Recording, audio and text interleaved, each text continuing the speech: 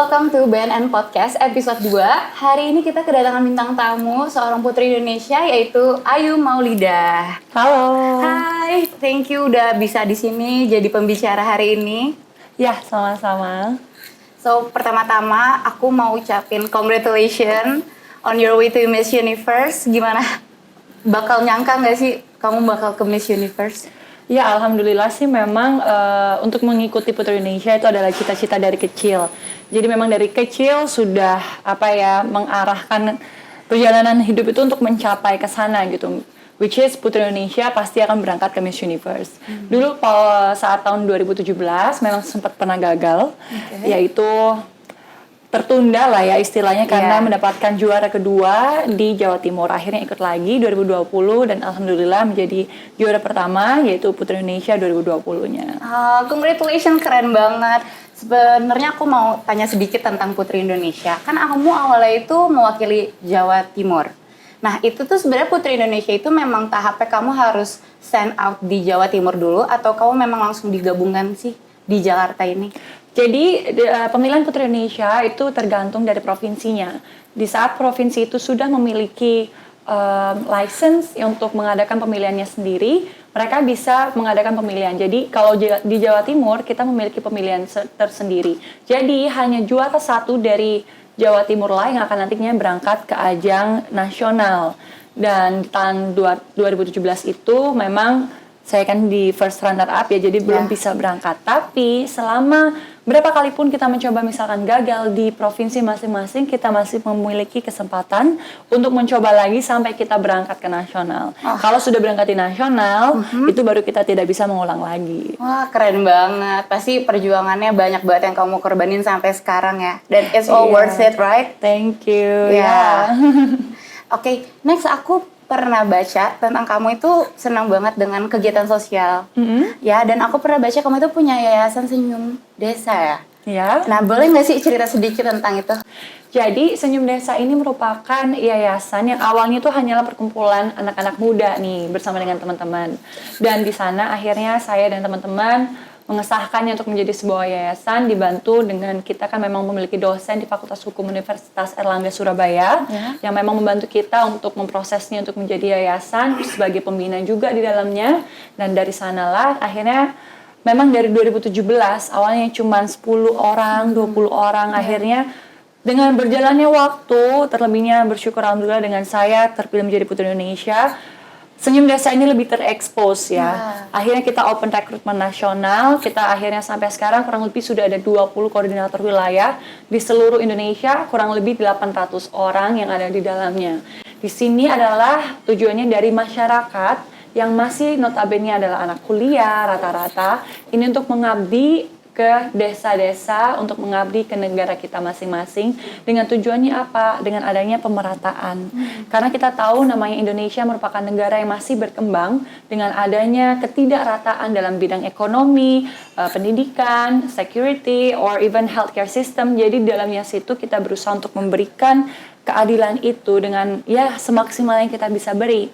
Kita di sana kita membangun yang namanya libraries, kita memberikan free health checks with the medicine also, terus kita juga memberikan seminar kepada anak-anak sampai ke wanita dan juga bapak-bapaknya di sana. Jadi seluruhnya mendalam yang ada di sana. Kita juga membangun TK yang ada di pedesaan. Di sana harapannya untuk memberikan pendidikan secara gratis sejak dini untuk anak-anak yang ada di sana.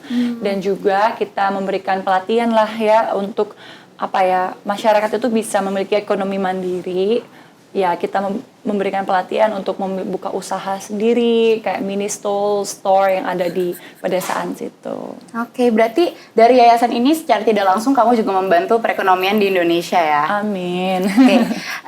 Sebagai Putri Indonesia ini kan kamu menjadi public figure di mana tentang pariwisata itu kamu bisa memiliki suara yang besar. Nah, karena aku di acara BNN Podcast ini, Badan Narkotika, aku mau nanya dong pendapat kamu. Sebenarnya pemberitahuan atau penyuluhan mengenai narkoba itu sejak dini itu penting nggak sih menurut kamu? Itu penting sekali ya, karena apa? Khususnya orang-orang yang memang berada di rural areas ya di Indonesia. Somehow they just don't realize what is narcotics. Yeah. They thought like it's maybe like a pill ya. Kan Yeah. kadang they feel like maybe people say that you can feel like you're flying Yeah. gitu kan. Nah, itu semua yang harus kita kasih pengertian untuk khususnya anak-anak muda. Karena mereka terkadang hanya mengikuti yang namanya tren, dan itulah yang sebuah kesalahan besar.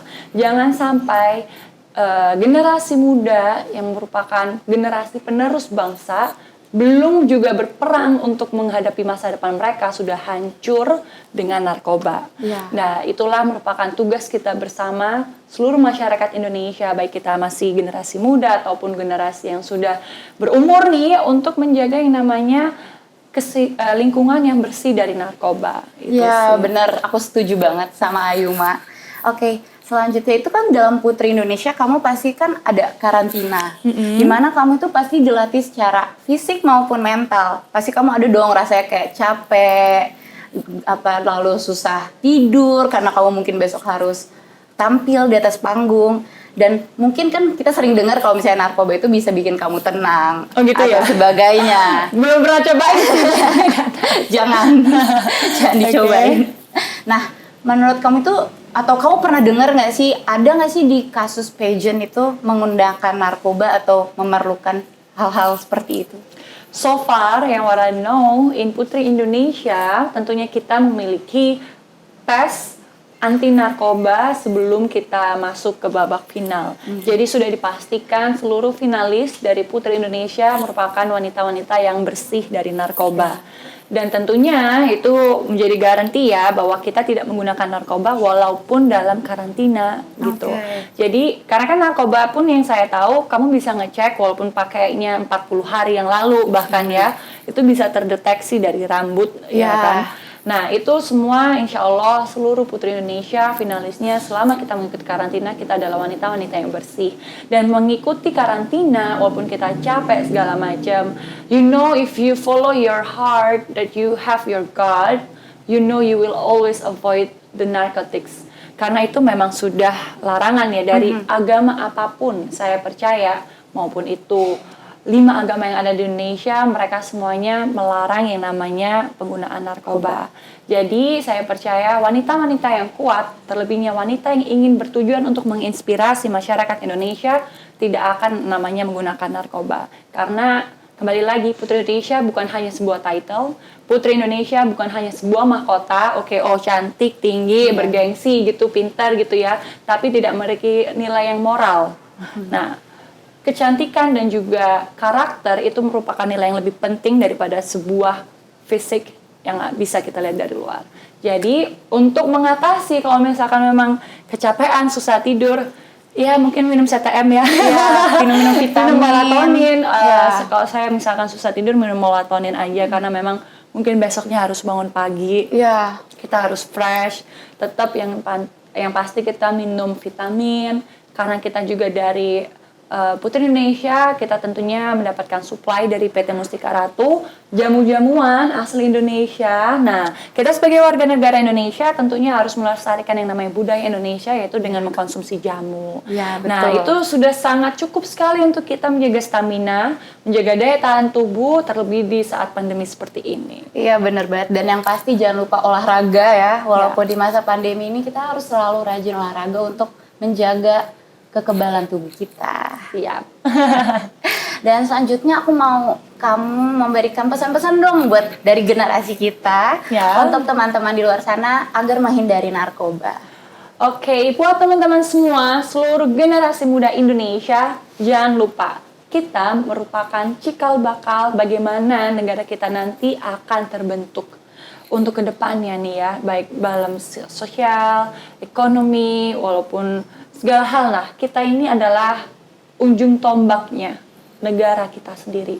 Dan kita harus tahu sendiri dong, kalau memang kita adalah generasi muda, kita harus menjaga yang namanya moral, kita harus yang menjaga yang namanya agama, dan kita juga harus menjaga yang namanya tubuh kita sendiri. Janganlah kita merusaknya dengan narkoba, karena selain itu merusak masa depan kita merusak yang namanya daily activity kita, karena itu sekali kita mencoba itu merupakan sebuah hal yang ketergantungan dan kita tidak bisa stop. Tentunya hal itu sangat merusak ya. Ya. Apapun kegiatan kita pastinya tidak akan pernah bisa menjadi normal sekali kita sudah mengenal yang namanya narkoba. Dan jangan lupa, sebagai generasi penerus bangsa, kita harus percaya dengan yang namanya iman. Karena iman itu sudah ditulis dalam Pancasila, dalam sila pertama yaitu adalah ketuhanan yang Maha Esa. Dan agama apapun itu melarang penggunaan narkoba. Jadi jangan pernah mendekati narkoba sedikit pun. Ya, benar banget. Thank you so much Ayuma. Thank you, Kinan. Yes, aku paling tambahin satu lagi. Sebelum kalian mencintai orang lain, kalian pasti harus mencintai diri kalian sendiri dulu. Dan hal paling kecil yang kita bisa lakukan adalah untuk menjauhi dari narkoba. So, bareng-bareng Ayuma kita lagi ada War on Drugs. So, kita akan ucapin War on Drugs bareng-bareng. Oke? Kayak gimana? On my count, aku bilang kayak, so, generasi muda, War on Drugs, oke? War on drugs, oke. Oke. So, generasi muda, War on Drugs. Thank you so much Ayuma, and good luck for Miss Universe. Thank Semoga you, semuanya amin. lancar dan bisa membawa nama baik Indonesia. Ya, sukses selalu. Ya, terima kasih Bye. semua. So, see you on episode 3. Bye-bye.